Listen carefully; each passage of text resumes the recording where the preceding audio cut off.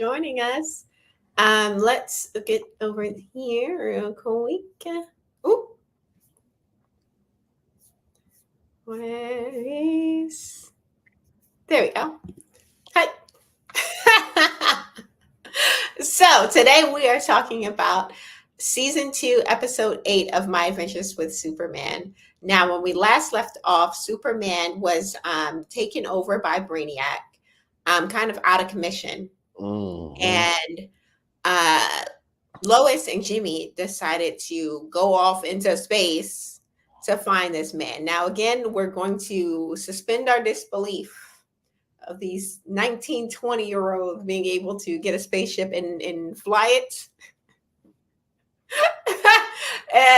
well enough to find Superman, but that is what it is. But they do run into Kara into space, right? Mhm. And she pretty much lets them know that, hey, he's with my father, aka Brainiac, and that she does have this connection to Jimmy. She kind of confesses that, hey, I'm kind of feeling you, Jimmy. Mhm. And they kind of get her enough on their side for her to take them to where Clark is, right? Meanwhile, Clark is being awakened by Brainiac, and Brainiac is under the he's trying to pretty much find the source of Superman's strength. He's putting him through all of these battle simulations with previous people that he's fought. He's went up against LimeWire or Livewire, and this other, I want to say it was in like the season finale of season 1. He was battling like this big creature. He brought that creature back and pretty much trying to discover why is it that you can, get all super extra strong, right?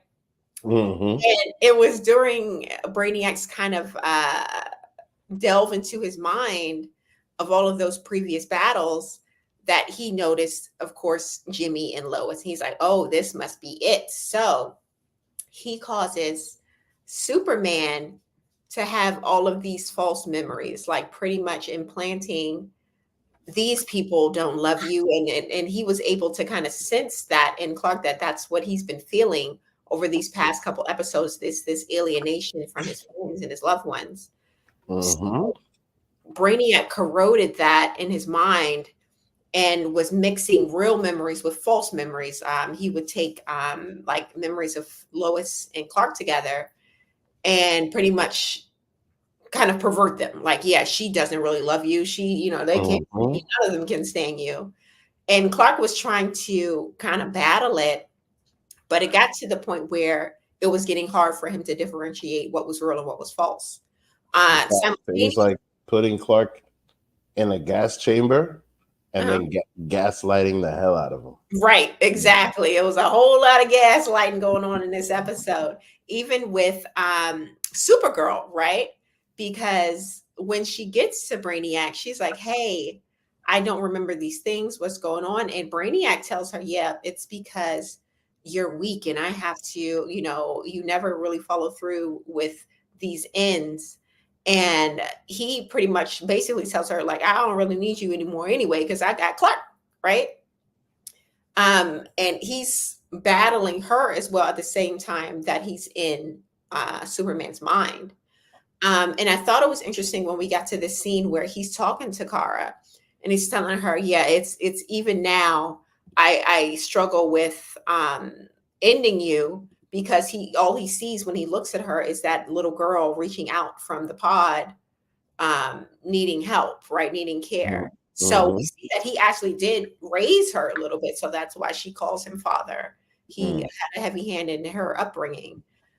So it's a layered dynamic between her and Brainiac. So I like that they kind of explored that, at least gave us a bit of dialogue so we can understand her emotional kind of hesitance when it comes to getting rid of Brainiac and going against her father. I mean, it's interesting because it reminds me a lot of Thanos and his. Mhm. It reminds me a lot of that. Like, Yeah, Thanos and Gamora and Nebula. like Yeah, the relationship that he had with them.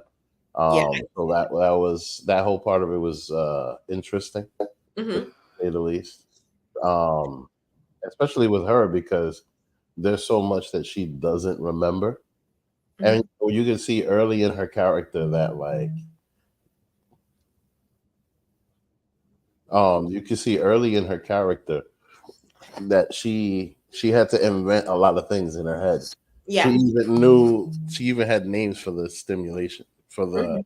simulations. So yeah, she definitely lived like a solitary life. It was pretty much her and Brainiac, her and her father. So I'm sure it's a lot of emotions for her to go through. But at the same time, Brainiac shows Clark a memory that hasn't been altered. It was when Lois breaks up with him, and he even confesses, like, yeah, this is a real memory. So he's still kind of dealing with that betrayal. Um, and yeah, it was a lot of emotional layers this episode. Even though we did get battles, it seems like we do get battles every episode, but Hmm. they definitely added some layers here to this one. Um, but by the end of the episode, right, we get that Kara, not only was she had to fight Brainiac, he was not holding back. He smushed her like like right into the concrete. He took her head like this and then like that right on. I said, golly, he's not holding back. But they were kind of able to kind of double team him, Superman, via like his brain in this simulation, right? And Kara. And it looked as if that they would possibly win. But unfortunately, it ain't do much of nothing. And when it came to Lois and Jimmy, I don't understand why they were so trusting of Kara. I wouldn't have trusted her once I, know that she took away Clark. Like, I wouldn't even like, look, just point us in the direction, ma'am. You don't even got to come for real, because I don't trust you. I Right. don't you want to turn on us. You don't even know what's going on with yourself. Like, she having all of these lapses in memory. Like, she could be a sleeper agent for all we know. You just got to say one word, and next thing you know, she's switched on and about to kill us all. And she could Right. so that's why I don't understand how they were so quick to trust her, knowing what they know about her, right?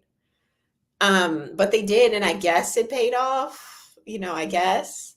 But unfortunately, they were unable to rescue Superman. They kind of got ousted from where they were. So by the end of the episode, uh they are floating out in space, Jimmy and Lois. Jimmy's whole helmet is cracked. He can't survive. He's a human. He can't survive out in space. Luckily, Kara did rescue, in a way, um, Jimmy and Lois, even though our homeboys was the gorilla and the other giant. They The was right gorilla there. and the brain. Yeah, I love that couple. I'm not gonna lie.